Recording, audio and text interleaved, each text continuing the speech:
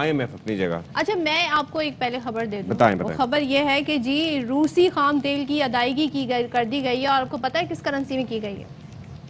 Let's have a guess. Guess کریں آپ لوگ بھی. ڈالر. ڈالر تو ہے ہی نہیں نا.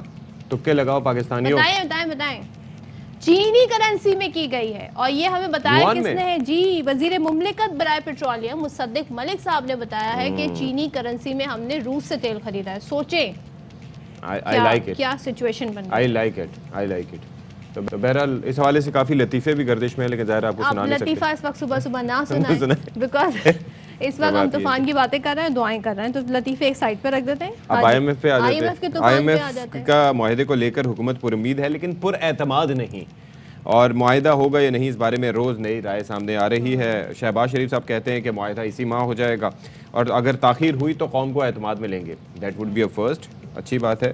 اور وزیر مملکت برائے خزانہ عائشہ غوث پاشا کہتی ہیں کہ IMF سے معاہدہ نہ ہوا تو بجلی گیس کی قیمتوں میں اضافہ کیا جائے گا، جیسے کہ پہلے نہیں ہو رہا. پہلے تو جیسے نہیں ہو رہا تھا. اچھا وزیر توانائی کہتے ہیں کہ آئندہ سال ملک بھر میں بجلی پر 579 ارب روپے سبسڈی دیں گے. کراچی کے بجلی صارفین کے لیے 315 ارب روپے کی سبسڈی رکھی ہے.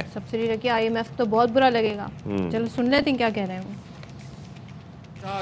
ہمارا کرنے میں اب کوئی دقت نہیں. ہم نے تمام شرائط پوری کر دی تاکہ ہمیں IMF سے جو بقیہ جو اقساط ہیں ڈالرز کی وہ مل جائیں. مجھے امید ہے کہ IMF کا معاہدہ اسی مہینے میں ہوگا. اس معاہدے کے نتیجے میں ہمیں اقساط ہیں بلینز آف ڈالرز کی وہ ملیں گی.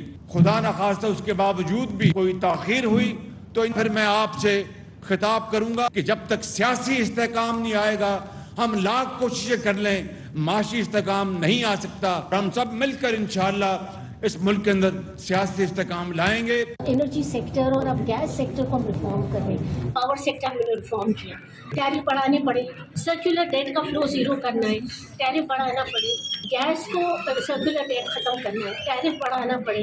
صحیح طور پہ پروپوزل انڈر کنسیڈریشن ہے ہی نہیں کسی بھی فورم میں. ہم یہ چیز نہیں کریں گے ابھی تک ہم یہ ٹیبل پہ بھی نہیں آئے کہ ہم سوچیں. تمام ملک کے جو صارفین ہیں ان کو جو ریلیف ہے اگلے سال 579 ارب روپے ہوگا. پورے ملک میں بجلی کی قیمت برابر رکھنے کے لیے 150 ارب روپے کی سبسڈی ہے وہ باقی ملک کو دی جائے گی. اور صرف کراچی میں رہنے والے 315 ارب روپے کا ریلیف ہے، جس میں 171 ارب جو ہیں ان کی قیمت کو برابر کرنے کے لیے صرف کراچی کی 171 ارب روپے، 579 اور 315 یہ ٹوٹل کوئی 870 ارب روپے بنتے ہیں جو کہ ریلیف ہے. جی دس از ویری کنسرننگ کہ یہ بتایا جا رہا ہے کہ اگر IMF سے معاہدہ نہ ہوا تو بجلی اور گیس کی قیمتیں بڑھیں گی. پھر دوسری جانب سبسڈی بھی دی جا رہی ہے کراچی کی حد تک جو بتا رہے ہیں. اور تو یہ کیسے معاملات آگے بڑھیں گے اس پر بات کر لیتے ہیں. ماہر معاشیات ڈاکٹر عابد سلیری صاحب ہمارے ساتھ ہیں. عابد سلیری صاحب اب تو پتہ نہیں آج کیا ڈیٹ ہے، 13 جون ہے. 13 جون ہے. اب 30 تک تو یہ معاہدہ ختم ہو جائے گا جو کہ ہوا ہی نہیں. تو مجھے یہ بتائیں اب حکومت سبسڈیز بھی دے رہی ہے، جو بجٹ بھی ہمارے سامنے آ گیا ہے، اور IMF کی طرف بھی دیکھ رہی ہے، تو کیا ہوگا آپ کو؟ IMF کی طرف سے تو خاموشی ہے. جی IMF جو ہے وہ یقیناً بجٹ کے نمبرز کو بڑا مائنیوٹلی دیکھ رہا ہوگا، اور اس میں اگر کوئی انکنسسٹنسی ہے تو وہ بھی انفارم کر رہا ہوگا. حکومتی ٹیم جو ہے وہ کوشش میں ہے کہ IMF کے کنسرنز، اس کے اعتراضات دور کرے. لیکن اصل چیز ہے کہ اس بجٹ میں جو ڈیفیسٹ ہے وہ اتنا زیادہ ہے کہ IMF وہاں پہ کیا کرے گا جب تک کہ حکومت یا تو ریونیو بڑھانے کے لیے نئے ٹیکسز نہیں لگاتی یا کچھ اخراجات جو ہے وہ اس میں کمی نہیں آتی. باقی چیزیں تو کاسمیٹکس ہیں، اور اب یہ دیکھنا ہوگا کہ کیا نامہ جائزہ مکمل ہو پاتا ہے یا نہیں.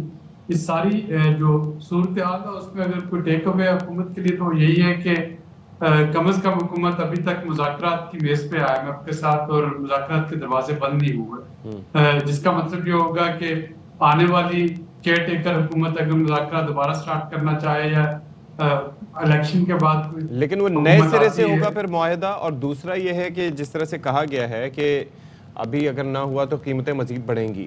کیا پکچر آپ دیکھ رہے ہیں کہ لیٹ سے کہ یہ معاہدہ نہیں ہوتا تو؟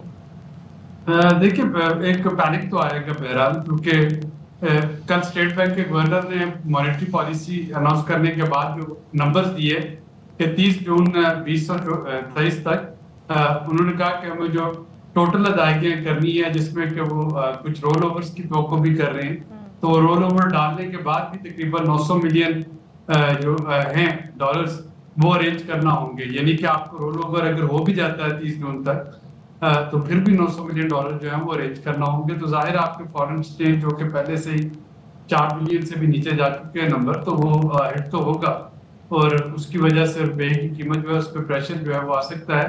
اس کے برعکس اگر IMF کی ٹرانچ آ جاتی ہے 1.2 بلین ڈالر کی تو ایک تو کریڈٹ ریٹنگ مضبوط ہوتی ہے، ایک سرٹنٹی آتی ہے کہ پاکستان ایک ڈسپلن پروگرام میں ہے اور جو فارن فنڈز کا فلو ہے وہ شروع ہوتا ہے.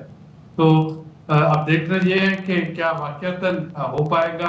ابھی تک کی جو چیزیں ہیں وہ بہت حوصلہ افزا نہیں لگ رہی انٹل کہ ان آنے والے 1-2 دنوں میں یعنی اسی رواں ہفتے کے دوران اگر کچھ آپ کا بریک تھرو ہوتا ہے تو تب تو بورڈ میٹنگ کال کی جا سکتی ہے ورنہ مشکل ہو جائے. Let's hope so. Thank you so much, Abid Suleri صاحب, for being with us.